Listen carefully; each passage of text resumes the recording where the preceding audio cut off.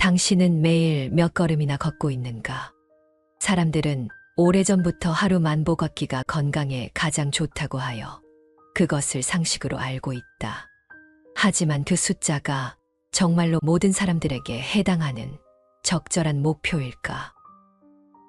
사람마다 나이, 성별, 신체 조건, 건강 상태가 다른데 무작정 만보 걷기를 한다고 정말 효과가 있을까? 하루에 만보를 채우지 못하면 정말 효과가 미비할까?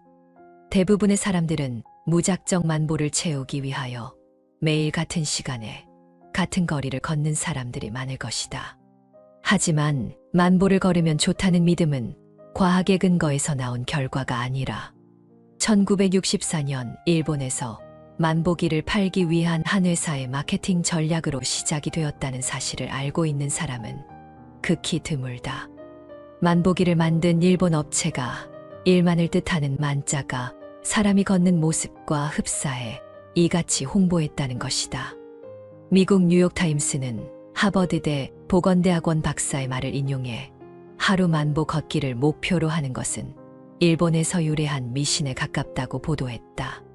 1964년 도쿄올림픽이 개최되던 해에 일본에선 건강에 대한 대중들의 관심이 급증하였고 이에 한 업체가 만보계라는 걸음수를 계측할 수 있는 기기를 만들어 1만보 걷기 목표를 마케팅 차원에서 터뜨렸다는 것이다. 우리가 상식으로 받아들이고 있는 건강 정보가 과학적인 근거가 부족한 경우가 많다. 일반 사람들은 걷기에 대해 과학적인 근거나 지식이 부족하다 보니 제각기 걷기에 대한 주장 또한 다르다. 어떤 이는 길게 걸어야 효과가 있다고도 하고 어떤 이는 투입되는 시간 대비 칼로리 소모가 적어서 별로 운동 효과가 없다고 말하기도 한다. 어떤 정보가 맞을까? 정말 만걸음을 반드시 채워야 효과가 있을까? 오래 걸어야 좋은 것일까? 빨리 걸어야 좋은 것일까?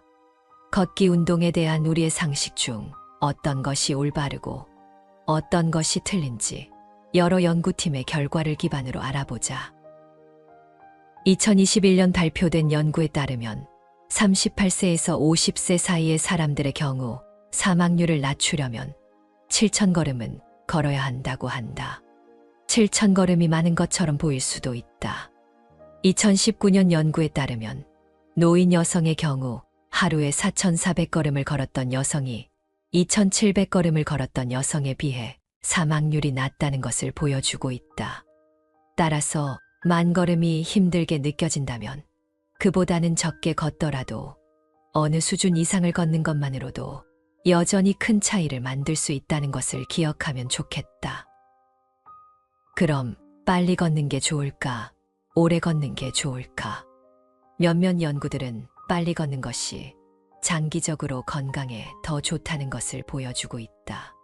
한 연구에 따르면 사람이 평균적으로 더 빨리 걸을수록 심장병과 연관된 모든 원인에 의한 사망과 사망의 위험이 더 낮아진다는 것을 발견했다.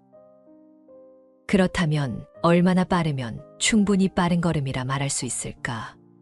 2019년 연구에 따르면 1시간에 6.4km를 걷는 것이 최적이라고 한다. 사람들이 4마일 걷기라고 말하는 것이 바로 이것이다.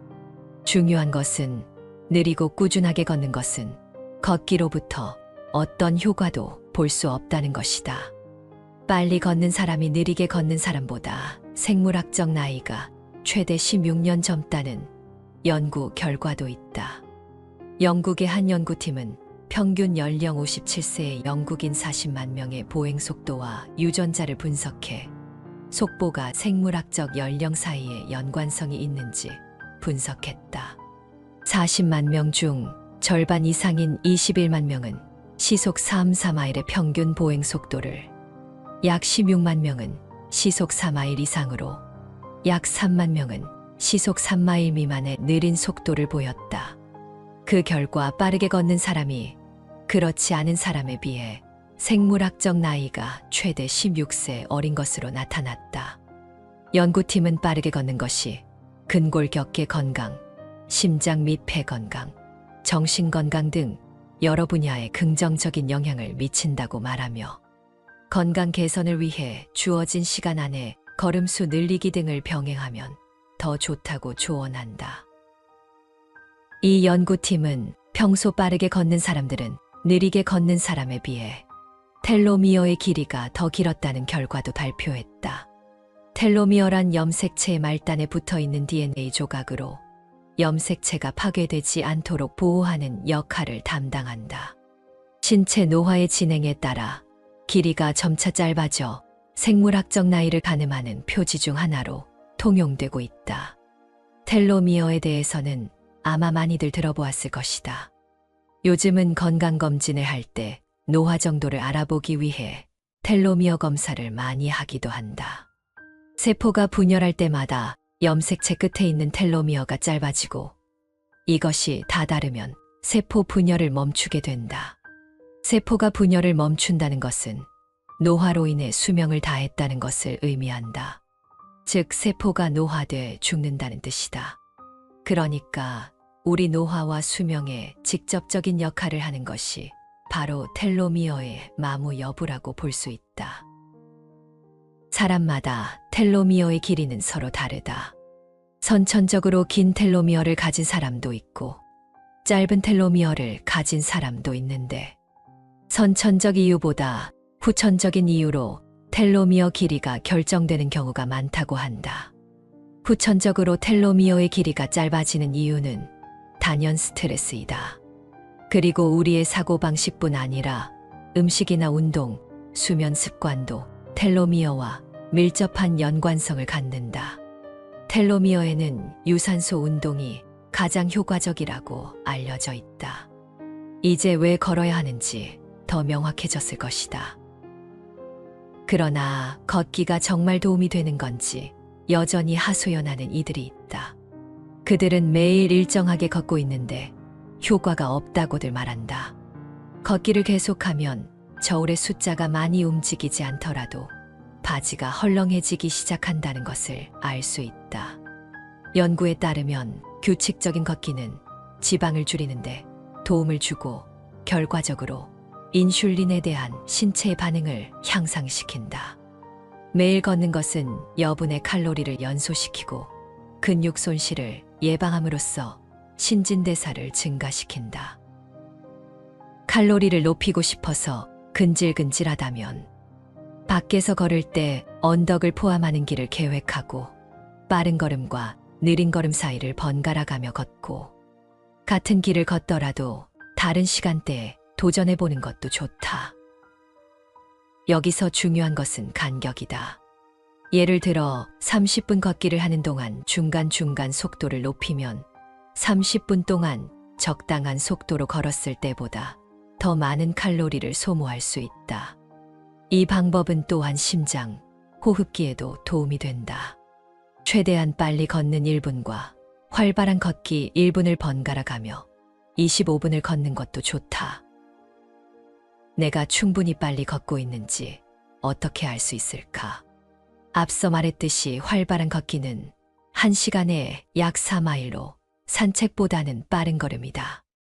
만약 걸으면서 말은 할 수 있지만 노래에 맞춰 노래를 부를 수 없다면 활기차게 걷고 있다는 것을 의미한다.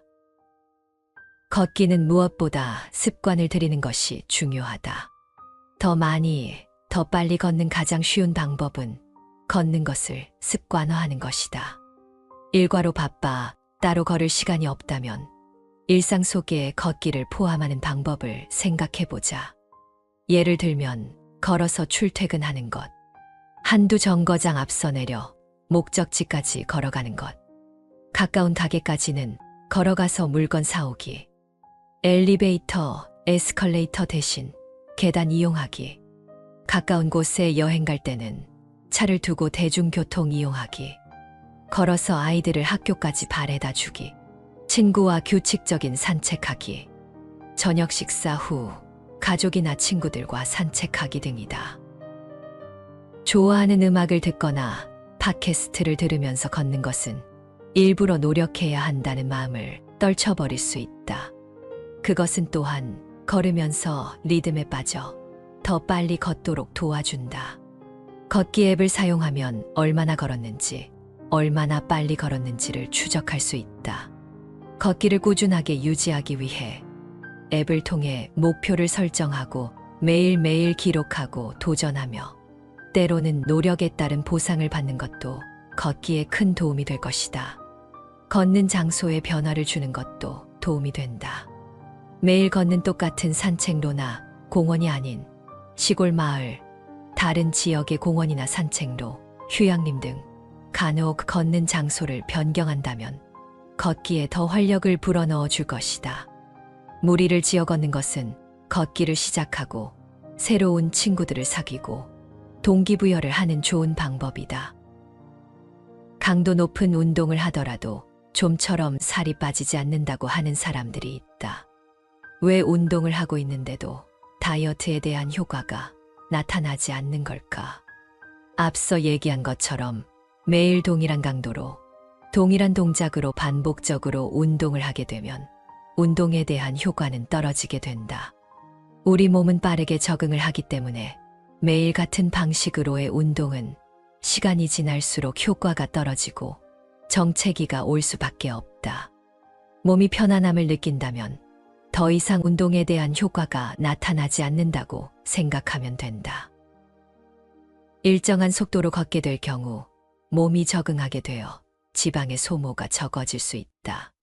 따라서 속도를 빠르게 걷다가 천천히 걸어주는 방식이나 보폭을 줄여 걷거나 넓혀서 걸어주는 방식으로 변형하여 걸어주는 것이 좋다. 대부분 앉아서 시간을 보내게 되면 활동량이 줄어드는 만큼 에너지 소비량 역시 줄어들게 된다. 운동을 하지 않을 때에도 몸을 조금씩 움직이고 건물을 올라갈 때는 계단을 이용하고 업무를 할 때에도 종종 스트레칭을 해주는 것이 도움이 된다. 다음은 우리의 가장 큰 문제이자 극복하기 어려운 과제가 아닌가 싶다. 운동을 하게 되면 더 먹어도 된다는 보상 심리가 작용하게 된다. 운동에 대한 보상으로 자신도 모르는 사이 식사량이나 음식 종류에 한없이 관대해지는 것이다. 살을 빼고 싶다면 우리 스스로에게 더욱 엄격할 필요가 있겠다. 마지막으로 운동을 하는 것도 중요하지만 회복하는 시간도 상당히 중요하다. 걷기 후 스트레칭은 운동 중 긴장해 있던 근육과 관절의 피로를 풀어줌으로써 빨리 회복할 수 있도록 도와준다.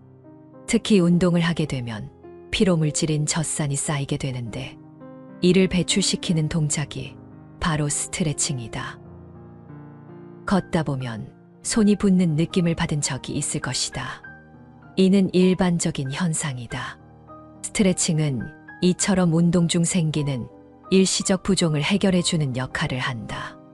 그러므로 팔과 목, 어깨 등 걷는 도중에 힘을 주었던 모든 근육들을 스트레칭을 통해 완화시켜 피로를 풀어주어야 한다.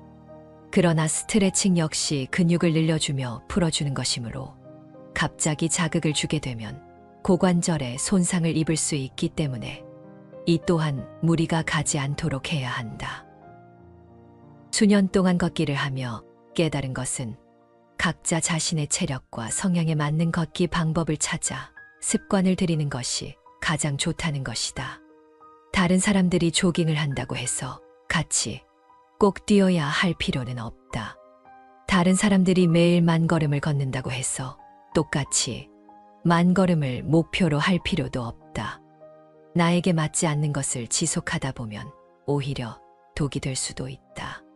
여러 시도를 통해 나에게 맞는 최적의 걷기 방법을 찾고 그것을 꾸준하게 실천함으로써 건강을 유지하자.